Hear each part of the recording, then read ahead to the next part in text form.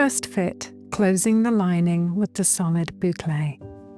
Now that we have completed our quilting and tied off our threads, we can begin assembling our bodice pieces for a first fit. The sleeves can be put to one side for the moment as they are their own subsection, and I'll break that down in the following video. To begin. Our lining should be folded back to expose our sew lines, and the easiest way to achieve this is to create what I call the burrito. By pinning the lining out the way, we can sew a machine basting stitch without catching the silk. If there is excess fabric in areas where you don't usually have to adjust, trim it down to about 1 inch now. This will make sewing and fitting easier. Lay your pieces out in order, right side up. I like to start with the front and side front piece.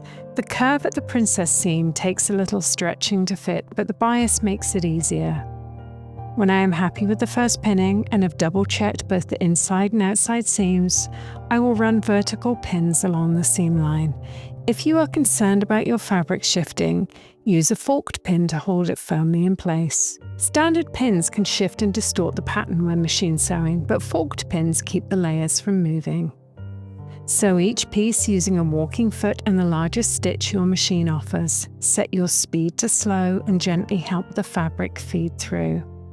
I use a matching thread because I leave my basting in place if there are no adjustments. However, some students prefer to remove it, so a different colour thread is helpful in this instance. Work methodically, joining each panel to the next.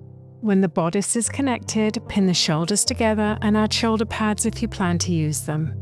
There is still so much fabric floating around in this shaggy dog stage, but trust the process. Here we are focusing only on the fit of the bodice seam lines. And try not to press yet. Heat expands and sets the fibres, so we want to limit the stress it's under. Should you need to make adjustments, do so now by opening sections and working methodically.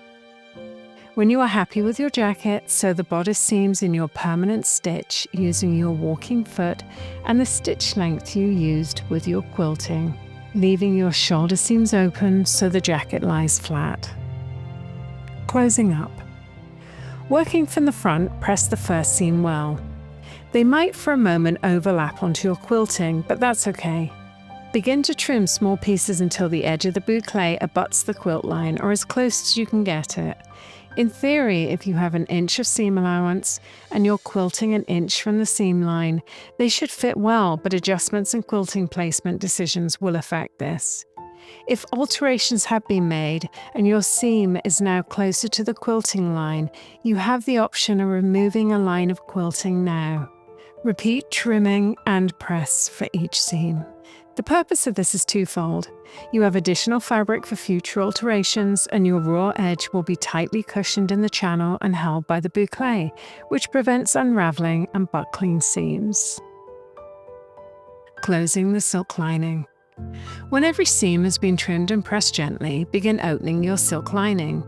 Press on a very low heat setting to remove the prominent creases. We will give this a proper press once the jacket is finished, but I don't like to set seams too much at this point. I prefer to wait until construction is complete. With the neckline on the right-hand side, open the 2 silk panels for the seam you are working on. Trim the lining furthest from you so it lies close to the boucle seam line.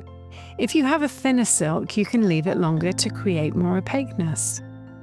Trim the edge closest to you so the silk can be folded over and pinned as close to the seam line as possible without pulling the fabric taut. Because of the grain line, your silk will not like to be distorted. Fold until everything smooths out easily. Don't trim the top or the bottom. We need all we can leave for the arm's eye and sleeve closing. Pin well and move on to the next seam. As we close, each fold will face the center back seam to reduce wear and tear as you put it on and take it off. The center back seam can go either way, it's your choice. I recommend folding all the jacket sections and holding them with pins before sewing so we can ensure there is no pulling before we hand stitch. As you can see, my quilting does not lie completely flat on the quilt lines. Although we often see a smooth lining and ready to wear, mine is much more realistic in a hand-created organic garment where 2 fabrics meet, and I wanted to highlight this here. I love this look. is visually interesting and feels wonderful. Fell stitching. Close using a single thread that matches your silk and place a small knot at the end to begin. I like to use a number 9 needle because it lets me keep the stitch small and neat. Working right to left, bring your needle up through your silk, back in directly above your thread, then angle it slightly away for the first stitch and repeat. Each vertical stitch should be small enough to catch both edges without being noticeable. Occasionally catch a thread or two of boucle to anchor the silk to the jacket for additional stability.